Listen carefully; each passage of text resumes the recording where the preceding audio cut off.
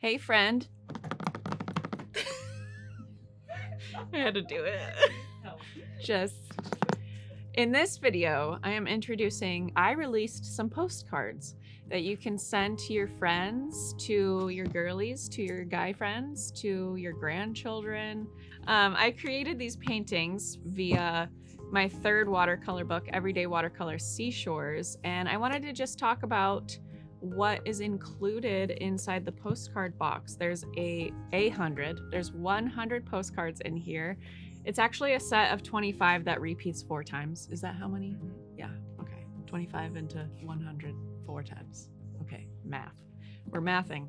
And there's a fun variety of sea animals, seashells, landscape paintings. This one was a really fun painting to do. I loved doing this painting. It was wet and wet, washy, turquoise, and Prussian blue, and I used masking fluid to preserve the whites, and then we peeled it off, and then I wanted a few more like splatters, so I did some white gouache splatters, and the actual how-to of this painting is inside Everyday Watercolor Seashores, this book right here. You must go check it out. It's available on Amazon and Barnes & Noble and other bookstores, and you might even be able to check it out at the library for free.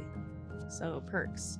But I have so many things to tell you about. I also have tutorials, video, in-depth tutorials if you like to have video assistance with your books that you're learning from inside my course, Everyday Watercolor Companion Course. It's a companion course to all 3 of my Everyday Watercolor books. So anyway, back to the postcards. I am a big believer in bringing back snail mail.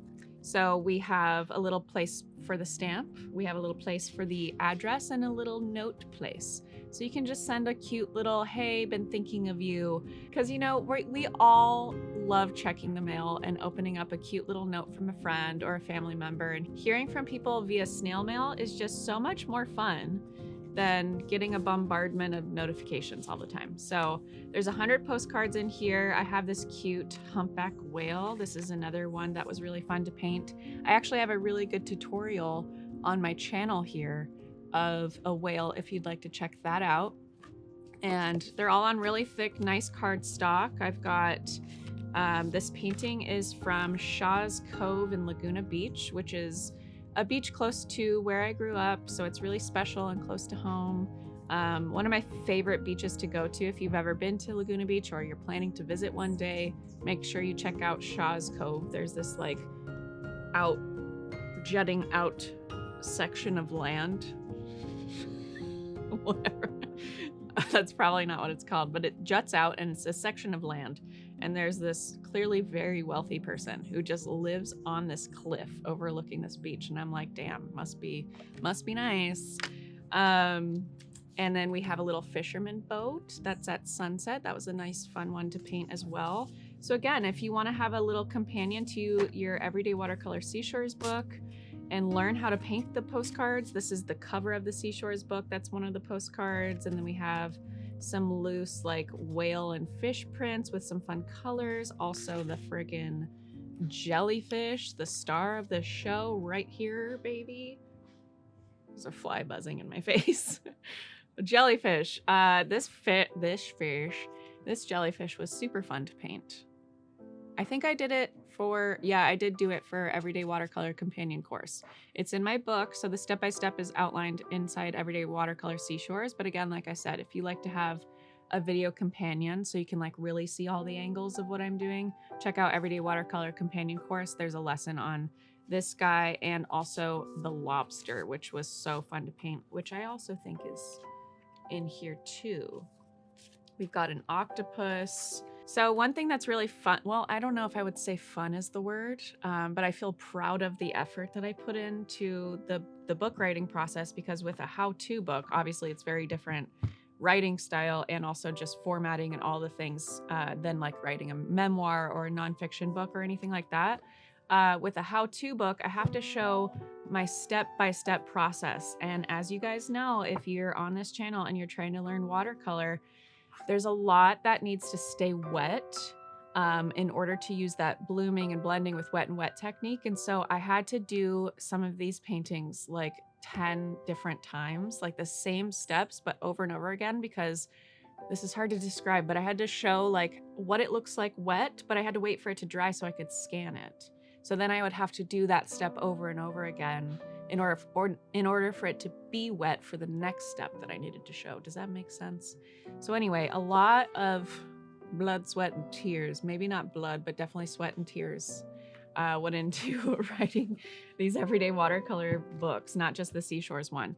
And so we get some animals, I would say, are the hardest though thing. Portraits, but I don't have a portraits book. But animals, just because you want to get the proportions right and you want to like line up where their eyeballs would be. Like I did a couple fishies in the book, like a little Nemo, a clownfish, an angelfish, moorfish, whatever they're called.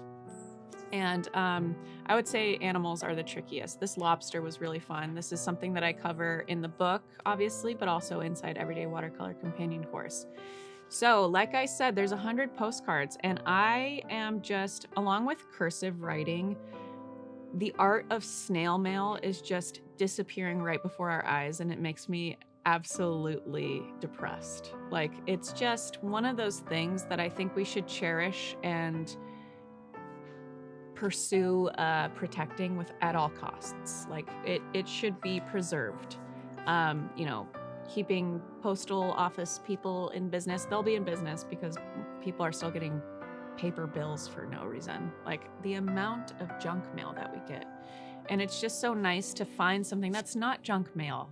That's a piece of art, and then people could hang it up on their little walls or their little magnets with their fridges and stuff. That's so cute. Like, ooh, grandma sent me a card, or my son sent me a card. I don't know who you are.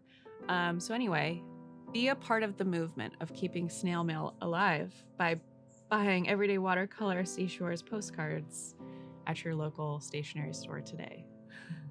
I'll give you guys the link to the Amazon shop where they have it. I'm actually not sure where else these are sold. If you know, comment below, because I would love to spread the word. But there's some abstracts, there's some animals, there's some landscapes.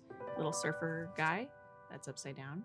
I grew up near the beach, so watercoloring seashores and ocean landscapes is just something that's very near and dear to my heart, and I love painting ocean scenes, and this one by far was one of my favorite scenes to paint with the splash. I actually have a good tutorial that will help you learn how to paint water that I'll link in this video as well on my YouTube channel. 100 vibrant postcards, 25 unique paintings repeated 4 times, a collection of oceans, like I said, animals, landscapes, etc. from my book, Everyday Watercolor Seashores, and it's available on Amazon, so I'll link it for you to check it out. And I love Rachel, my video lady, who we mention every single video now, brought up a really good point. If you have kids and they're starting to learn how to handwrite, or hopefully they're starting to learn how to do handwriting and stuff, and it's not just computers only these days in schools, this is a great practice for sending letters, little postcards to friends or family, and get them in the habit of writing things and sending thank you cards. This could be thank you cards for a summer birthday or something, or a summer shower of sorts. So there's so many possibilities. The possibilities are quite literally endless.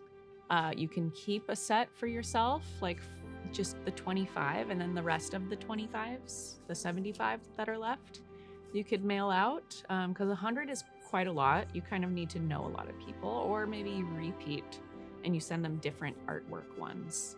So anyway, there's so many ideas, and this was really, really fun to create and collaborate on the designs with my team at 10 Speed Press, the publishing house that I have been working with for all of my everyday watercolor books. It's a nice bit of short little paintings that you can hang up in your house as well. Keep some on your little board above your painting desk or whatever. So let me know in the comments below if you have your set. Also, if you have one of these sets, it would mean the world to me and any other small artists, authors that you support.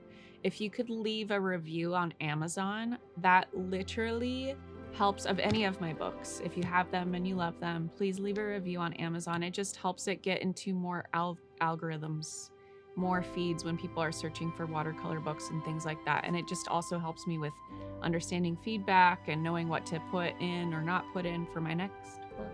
Hi, Butters. So leave a review. It's so helpful for your small artists and authors, especially being on Amazon. It's just very dense and very populated on there. So that would be very, very helpful and appreciated. But let me know in the comments below which one of these paintings is your favorite. If you have a set of this at your house and you love it, I would love to know which one's your favorite in the comments below. I'll link to all the videos that I mentioned in this video too in the description of this video.